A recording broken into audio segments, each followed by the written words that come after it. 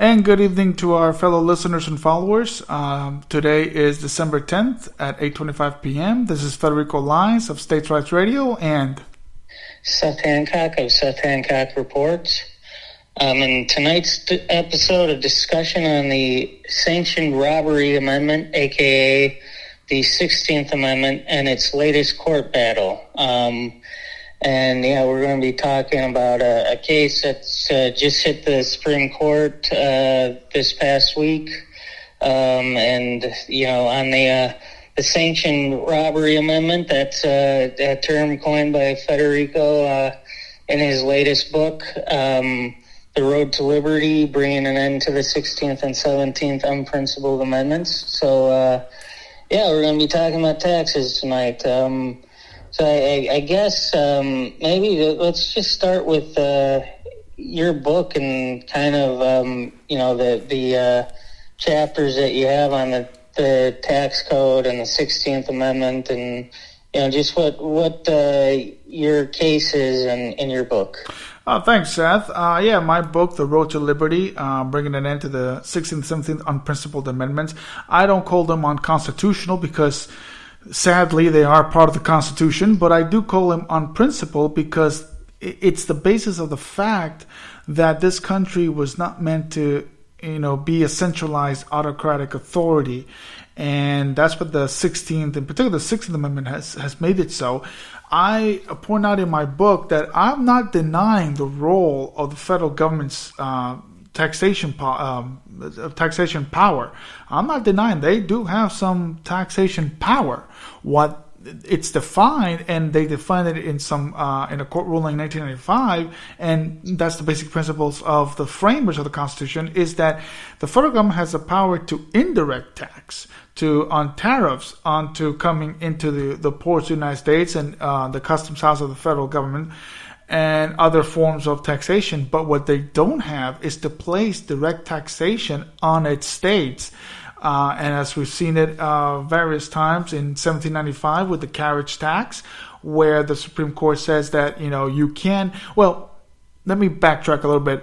The federal government can impose direct taxation onto the states, but it has to be apportioned in size and by census apportioned. But yet again, that's something that Alexander Hamilton dreamed up on, because you can't really compare the census of the cities of Philadelphia and Pittsburgh and Harrisburg with the cities of back then, which was New York City, or Alexandria with Fairfax, or even North Carolina, or Charleston with South Carolina. So, there right again, you can't, it's hard to pinpoint the census. So yet again, that is a debunk that I like to debunk it, because it's not true. So again, I'm going to point that the federal government has a right to indirect taxation in the form of tariffs, and the states itself has plenary power of taxation. So when people say, well, we shouldn't have a sales tax, but we have an income tax, you can have both or you can have none. And you can find other ways that state to collect its taxation. So the thing is that the federal government has imposed its power, has imposed a new right. And as Seth has said many times in our program, that the federal government has no rights. These are two amendments that the federal government has proclaimed that they have rights, and they have no rights whatsoever. It's we, the states, and its people that have rights. So, and I coined the phrase the Sanctioned Robbery Amendment because that's what it is. It's given sanctioned. It's given permission for the federal government to tax whatever it wants, and then later the court has decided, well, that's not it. That's not taxable, but this is, but that, and it's really become a mockery and sadness that even its own people are not reading properly the 16th Amendment. And as with this new court ruling coming to a court hearing, I said that, as much as I despise the 16th Amendment, and I do despise it, the Supreme Court has it wrong, and we're going to explain why the Supreme Court is wrong. And sadly, until it's repealed, the 16th Amendment is how it is. Yeah, and on that case, it's more the the United States. It's a couple, Charles and Kathleen Moore, out of Redmond, Washington, and basically they had an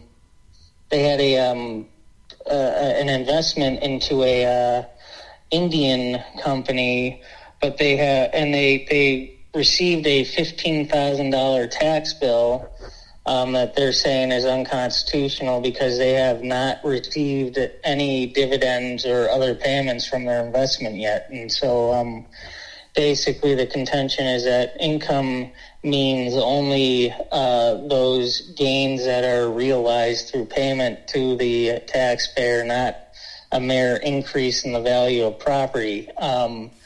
And you know, I personally, I'm always going to be on the side of the taxpayer and say the government shouldn't steal from us. But you know, this is kind of a small potatoes type case, and it'll be whatever the ruling is, it'll be blown out of the water or something. As happens all the time with Supreme Court cases, people want to make a big deal out of them when they're not really that big.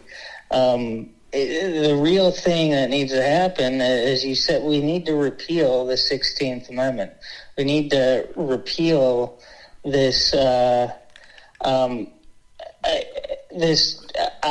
I would say it's unconstitutional in the sense that it's in direct contradiction to other parts of the Constitution. So but yeah, at the very least, it is an unprincipled amendment, and you know, it's created this behemoth IRS racket that has this tax code that even the most seasoned IRS agent doesn't even understand.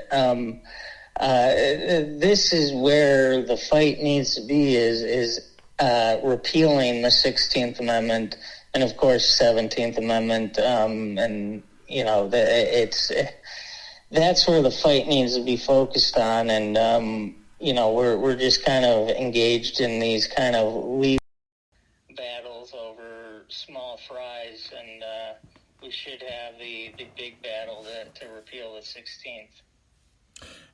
Yeah, and the thing is that, you know, this couple that are suing because they've invested in a foreign company, and you know, they haven't been reporting their income, and now, you know, the federal government has seen that they have unreported income and they have to pay on those taxes. But yet the Supreme Court stated that that type of stock dividend income is not taxable, and this is where I say to the majority of American people is that they tend to be a little bit less uneducated and a little bit ignorant to the fact that they're not reading the amendment properly. And this is why I said I despise this amendment, but I'm a constitutionalist, and I read it as Congress has a right to place taxation on whatever source derived.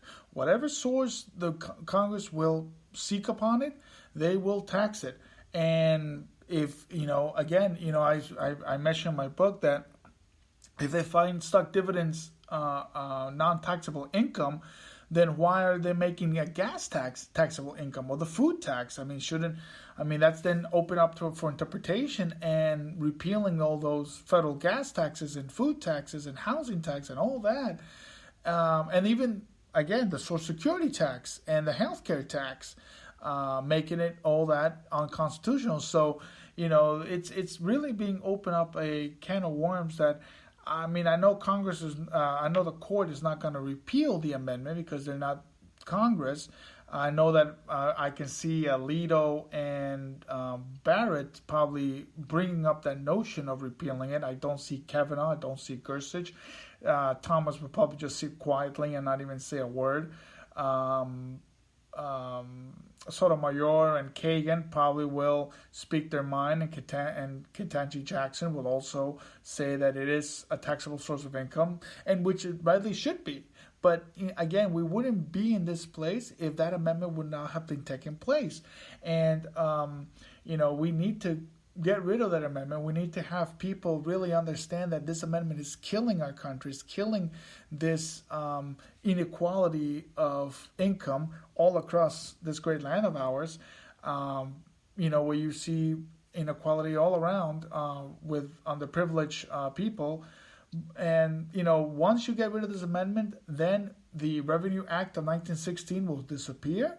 The Federal Reserve Act will soon be gone because it no longer can sustain without that amendment. So I know, Seth, you're a big fan of Ron Paul, and I like Ron Paul too. But his message of audit the Fed or abolish the Fed doesn't really come close to repealing that amendment, because that amendment is keeping the Fed in place, is keeping the beast in Fed, and that's the amendment came first, then came the Federal Reserve. So abolishing it or auditing it doesn't matter, because Congress will soon find another thing to, or even abolish the IRS. Those are just the amateur theatrics that politicians like to throw at. And politicians will never, again, both Republicans or Democrats will never see fit to repeal it, because they benefit from that amendment, sadly, and the 17th as well. So we really have to have a full grassroots of people trying to benefit, and hopefully that day will come. But until then, people, you got to read this amendment carefully and really set forth what it really means. And I sure hope that the court upheld it and upheld the 1920 ruling until the people will wake up and really actually read the amendment. Yeah, and maybe if you lose some of these cases like this, maybe it'll wake people up and say, hey, we need to repeal the 16th. And you just look at, I wrote previously last year on the tax day about this documentary from 2006, Aaron Russo's America, Freedom to Fascism, and he spoke with an IRS commissioner about compliance, because it's based on voluntary compliance. Well, doesn't that mean if I don't want to file taxes, I don't have to? I decide I voluntarily don't want to file my taxes? Well, of course, that's not how it works. And but that's the whole thing just violates, like on that just violates our Fifth Amendment rights.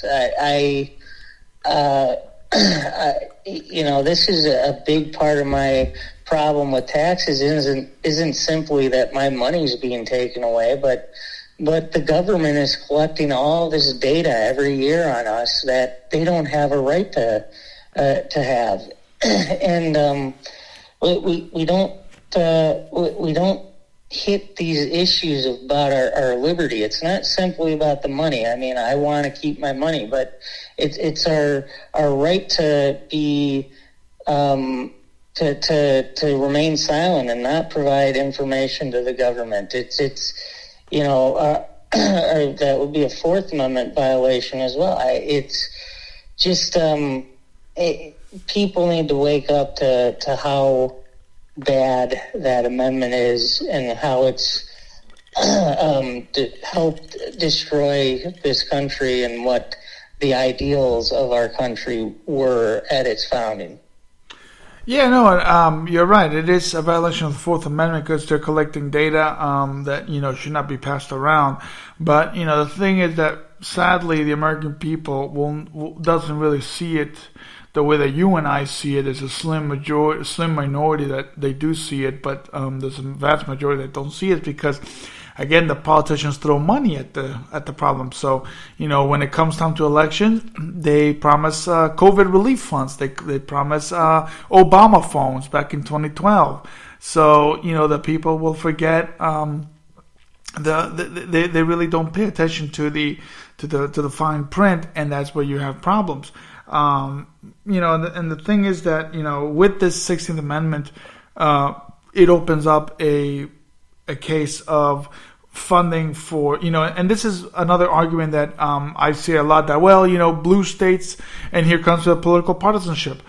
Blue states help out a lot with red states, and I said to them, no, not really.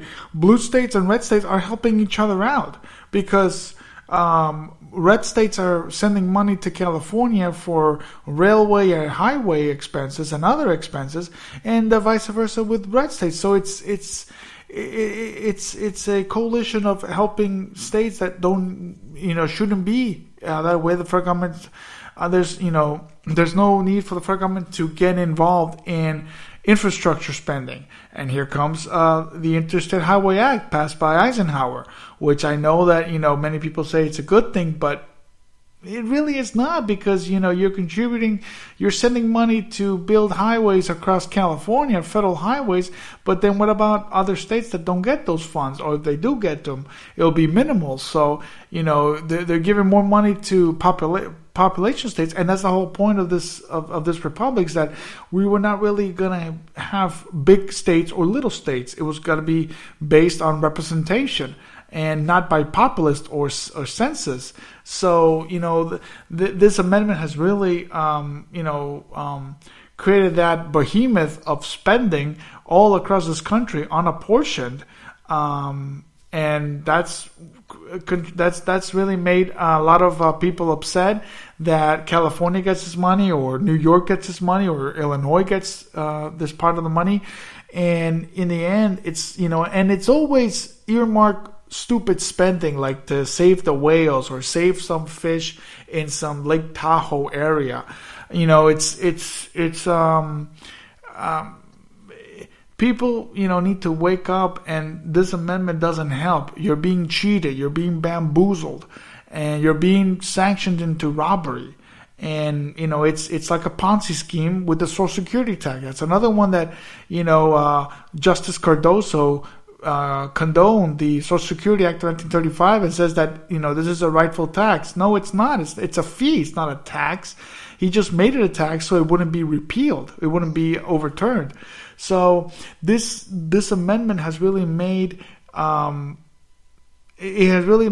new criminal element, and which in Washington, D.C. has really made a band of criminals that just because they throw money at the problem and throw money in your pockets doesn't mean that, that's good or bad. Yeah, it's still your money, but it's really not. It's other people's money. So I just, I just find people are not thinking clearly in this. And with your angle, with the invasion of privacy, yes, that's a dead give on. Congress is not considering the Fourth and the Fifth Amendment. That's a very good argument. But I'm also considering the argument of money going all across the country, from Florida to Illinois, from Illinois to New York or wherever. And it's downright unconstitutional. Now that is unconstitutional spending based on this unprincipled amendment.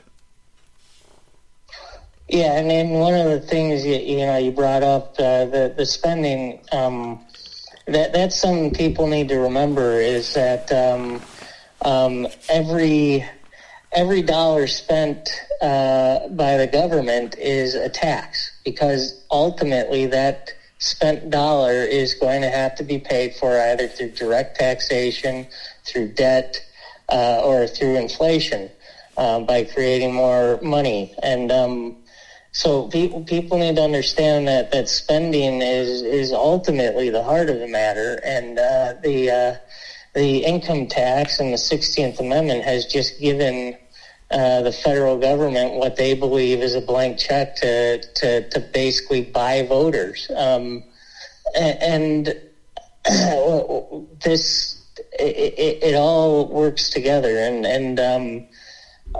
there's so much that the government spends on that they shouldn't be spending on. And obviously, like you're bringing up, I've been covering local government for a long time, and I see parks being built with federal tax dollars, parks in a community that, here in Illinois, a park is going to be built by taxpayers in California or in Texas or in Oklahoma.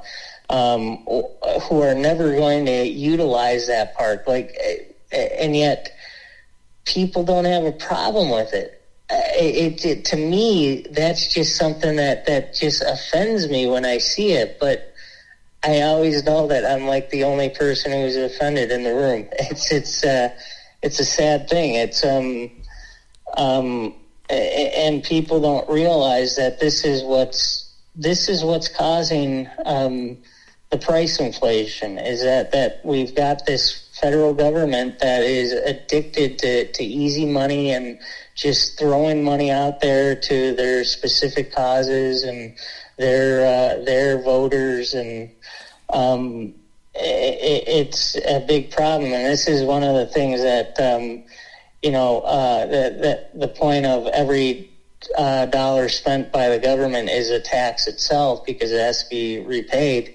That was a point that economist Peter Schiff would make during the Trump years with all the Trump people. Was, oh, look, you cut our taxes, which, not really. It wasn't a great tax cut to begin with, but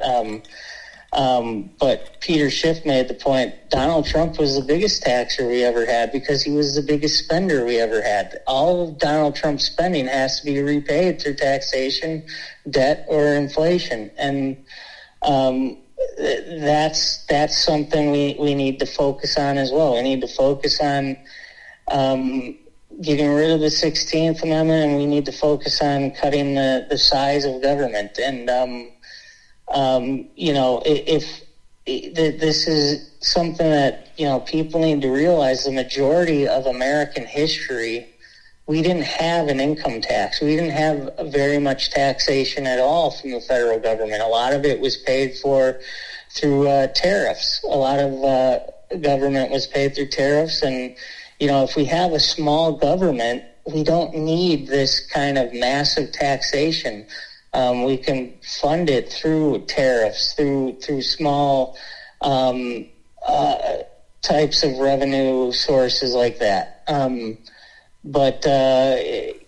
need to cut the spending, and we need to cut the robbery. Yeah, and as you pointed out, this country rarely had any federal taxation. I mean, Lincoln tried to impose an income tax during the Civil War, and that didn't sit idly by with the Supreme Court, and that was overruled. And then you had the famous case that overruled the income tax, federal income tax, with Pollock versus Farmers Trust, 1895, and I believe it was during Grover Cleveland's presidency. And one of your favorite presidents said Grover Cleveland was not a man of public spending because that opens up a can of worms. And you're right, it opens up inequality, and it's not fair for citizens of the state of Virginia to pay for a wall in Texas. And I've said this many times. If Texas, the border wall, the border is an infrastructure, and it's an infrastructure that's within the borders of Texas. And if Texas wants a wall, they have a state legislature. They have a governor. They have a judicial branch. Let them build it on their own without any sense of federal funds. But here you have Donald Trump come in and says he wants to build a border wall. No, I don't want my Florida tax money going to pay for Texas's wall. Why should it? It doesn't benefit me at all. I'm a peninsula here in the state of Florida. How is that going to benefit me? So this is one thing that people have to understand, that even both from the left and the right don't really understand that that's not the role of federal government. And, one thing that kills me, Seth, is the Trumpers, the MAGA movement, saying that America is not a socialist nation. And I said to myself, that's one thing that I put in my book. I go, yes, we are. The 16th Amendment proves we're a socialist nation. We're a progressive nation. And we've had more progressive policies than countries like Chile. Or Chile has a privatized social security system. We still have a government social security system. So, this idea that we're not a socialist country is bonkers, and this is why the people remain ignorant, because they want them to remain ignorant so they can throw money at the problem. And that's one thing that kind of boggles the mind, and I really want to tell people from history lessons, from your favorite president Grover Cleveland to my favorite president Calvin Coolidge, those two really limited the size of the federal government as much as possible. It wasn't until Herbert Hoover, I don't know for why, and then later FDR, he just outspent that giant surplus of money into programs that did not really belong to be spent on. So, and then of course you had the Great Society and Reagan economics and so on and so on, that they just spend money. During the Clinton years, in 95, 96, they made the second largest surplus in U.S. history. What killed it? What spent it? The wars in Iraq and Afghanistan and the earmarked projects that Bush passed in Congress. So, this is a rogue and arrogant federal government that people need to understand that they're not our friends. They're here to spend our money on stupid toys. And it's just ridiculous. Yeah, and also stemming from that 1913, the year that destroyed America. We got obviously the 16th Amendment, the 17th Amendment, and the Federal Reserve all in 1 year. But we also had, because you brought up the wars, we also got, that's around the time that Woodrow Wilson coined the term American exceptionalism, which was used to basically say that America needs to go around the world to police the world and get rid of all the bad guys, when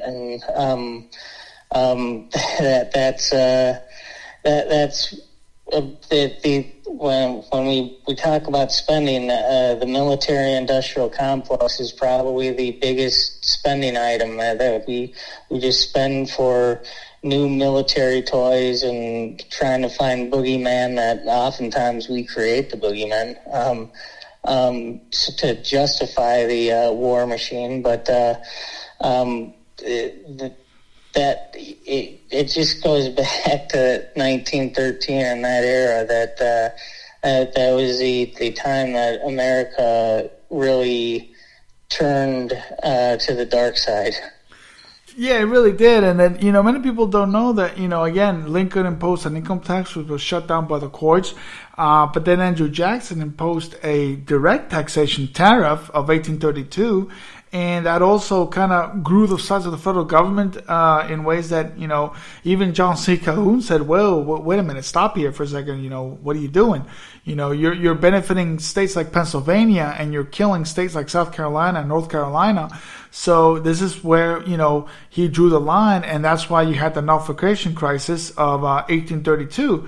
And this is something that also states need to really understand, and legislators need to understand in their own states, that we are not here to join a coalition of states. We are a sovereign entity of states. We're like a cooperative, and we need to work together, but individually, to stop the federal government. Like, for example, the famous nullification of 1798. Both Virginia and Kentucky said that they were not going to enforce the Alien and Sedition Act of 1798, and by God, they did it.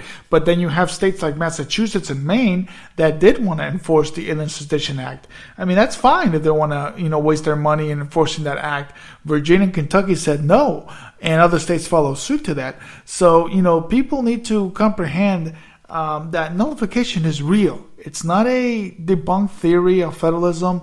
It's not a myth. It's not a legend. It's real. Nullification is one tool that states have to refuse to cooperate with the federal government. But how are you going to do that when the majority of legislators across the country are Trumpers or Bidenites, and then you're falling in line to a central autocracy that it was not really meant for it. So that's why that's another thing, is that this partisanship in the federal government, it has to stop. And now I see that a big Trumper from Colorado, Ted Harvey, is going to run for Congress, and that guy's the biggest MAGA freak I have ever. I mean, I'm disappointed because I helped out Ted Harvey, and I'm disappointed in him that he's now like a MAGA centrist freak and a supporter of Trump. And that just kills the idea of sovereignty and individualism that, this is why we're continuing in this rabbit hole, and we're not going to get out because we are bound by, to keep a strong federal government and to defend the president and defend Congress and defend the Supreme Court. We're not here to defend the federal government. We're here to defend your state, your right to exist, and your people against federal autocracy. Yeah, and that's another aspect that plays into what protects these things, like what protects the 16th Amendment, what protects the massive spending is the tribalism, and it's always because we're afraid of the other tribe, and we need to have our tribe in there, and we need our tribe to do things to destroy the other tribe, and to do things to boost our tribe, and it just this is the kind of the mindset that allows all of this to persist. All the government thievery persists because of the tribalism. All the massive government spending persists because of the tribalism, and we need the people. Obviously, a common theme for us is just we need the people to understand liberty and desire liberty, and resist unconstitutional orders. And we've got now we've got this. We've got Republicans right now pushing Biden to take action because of this new supposed virus that's coming out of China. Again, it's amazing to me that this keeps happening, and at some point the people need to stand up and say, no, we're not going to listen to the government when the government is so far outside of their authority. And that's the big thing, is understanding government authority. And the government doesn't have authority over our lives. It has responsibilities. It has some very limited authority. We should have local law enforcement should have authority to arrest people who have committed crimes, but they shouldn't have the authority to just harass citizens because for using their free speech, or for just people not liking them. It's just, we need to understand what is proper government authority, and we need the people to desire liberty, and that might be the first step to fighting all of the corruption and all the ridiculous amendments like the 16th and 17th. Yeah, and people need to understand when they're filing the tax return to really read, and if they want to bring up a case challenge against the 16th Amendment, know what you're fighting. Really read about it. For example, just a brief thing with the 17th Amendment, there was a Pennsylvania court case, Trincy versus Pennsylvania, where he was an individual trying to get into the primary because Senator Hines passed away in a plane crash, and so the governor grants a primary election within a matter of days after the incident happened. And I'm sorry, no. The governor technically will appoint somebody, and then after that appointment, he makes up an election deadline for a primary date. Well, John Trincy wanted to really get into that primary, but again, it's two parties that control this thing, and the way that I read the ruling for Trincy versus Pennsylvania, it's the ignorance of many individuals that don't even read the main purpose of the 17th Amendment, as well as the 16th Amendment. This is, and the way that it's read, and you'll read it later, Seth, people, they lack to read. And I'm, like I said, I hate this. I dislike this amendment. I'll pay taxes because it's within the Constitution and I have to obey it, but I despise this amendment. But, one thing is to, I'm a little bit of a literal person. I take it literal that, if Congress has the right to to find income wherever source derived, then it's where they could tax. They're taxing phone taxes, their cell phones, and internet and all that. And it's people need to understand and read before they make a fool out of themselves and understand what they're looking at. And this is the problem with again, this is a state issue, and a state issue is within their bounds to find taxation. But I remember a friend of mine who has a music store in California. The legislature of California was thinking of imposing a tax on online companies like Amazon and companies and Walmart and all that. And I told them, why are you supporting this law?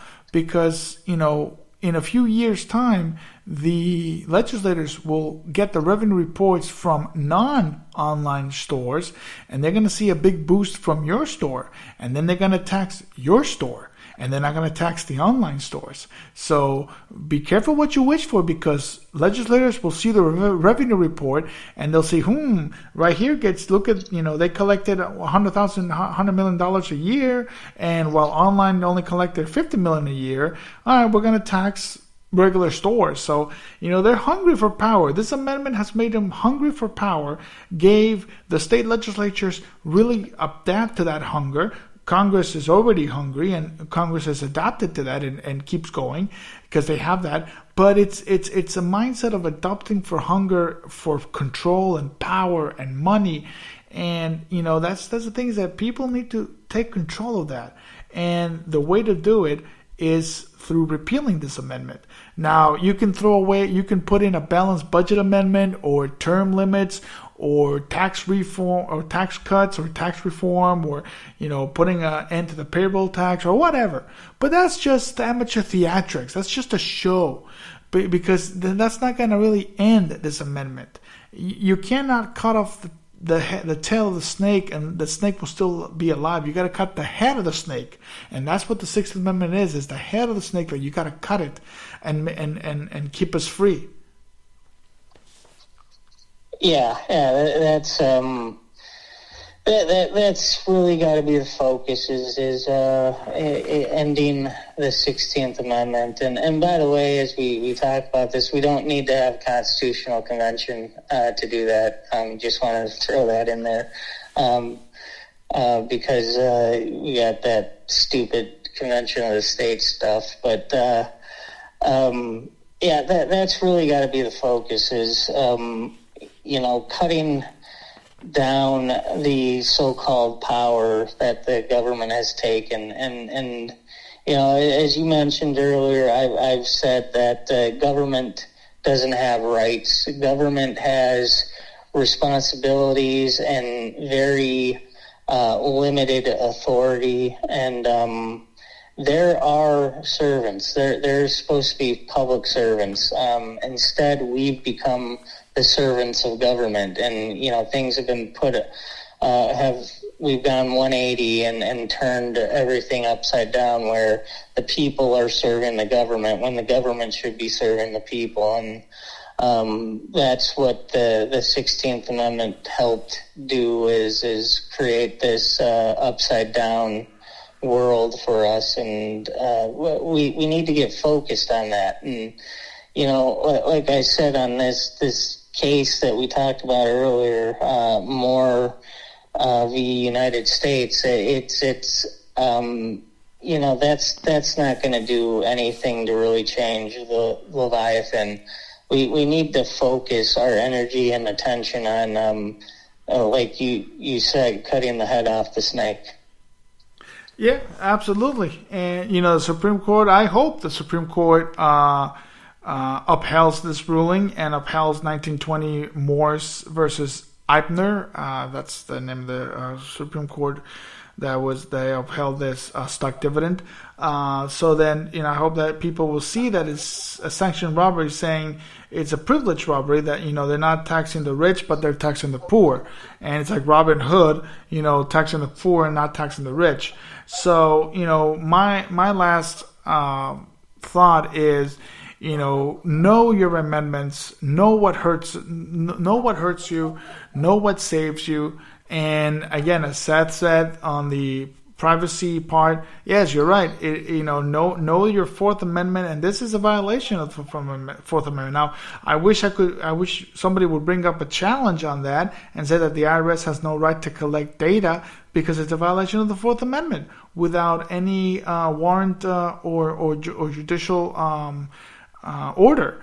And that's very. I wish somebody would bring that challenge to it. But on something that the amendment clearly states that Congress has the right to pass any taxation from whatever source derived. I mean, it's feeble-minded, and people should be should be ashamed of themselves for not really thinking it through. So this couple right here, I mean, I hope that this court rules in your favor, but I hope that it really ruins your reputation as morons because you cannot read a simple amendment. And, I really do hope that people open their eyes and see that these two amendments, particularly the 16th Amendment, is evil. Now, of course, people are going to say, well, what about your Medicare, your Medicaid? Well, I mean, states have their own Medicare program, program. States have their own, states should have their own Social Security programs. It should be privatized. Why should it all be down up the federal government to do it? So, there's always a solution to it. It's not just a centralized solution. So, because people say, well, people on Social Security, they're going to suffer. Well, no, that money will be transferred to their bank accounts and they wouldn't suffer at all. So I really don't see any damage to that. So I hope people will wake up to this and know that these two amendments, particularly the 16th, is evil and wrong and robbery and criminal.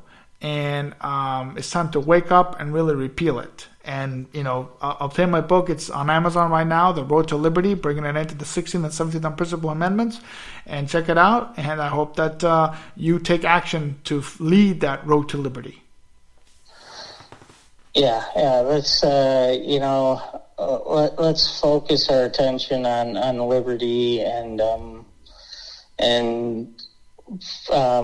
fighting the real battles, which is the 16th Amendment and cutting government spending and that's where we need to focus our attention.